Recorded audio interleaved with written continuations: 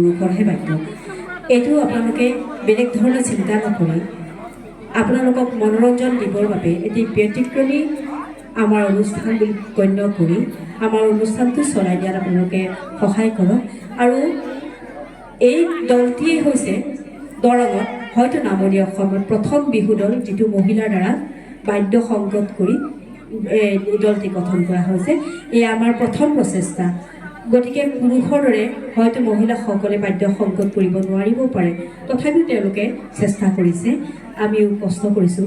আৰু ইয়াতে ছোৱালী আৰু মহিলা সকলোৱে বিহু নাচিছোঁ।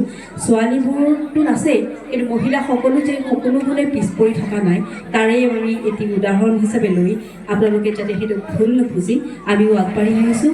গতিকে আপোনালোকে উপভোগ কৰক আমাৰ এটি ব্যতিক্ৰমী মনোৰঞ্জন অনুষ্ঠান। আৰু এইখিনিতে কৈছোঁ, এই গৰুসুঁতি অঞ্চল মোৰ অতিকে প্ৰিয়। বিভিন্ন সময়ত বিভিন্ন সাংস্কৃতিক কাৰ্যসূচীত মই ইয়াতে জড়িত হৈ আহিছোঁ, বিচাৰক হিচাপেও আহিছিলোঁ।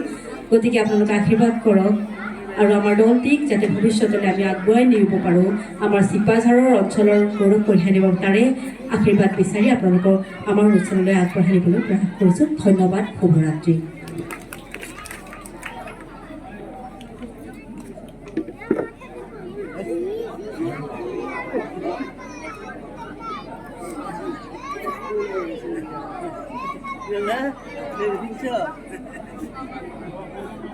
No need.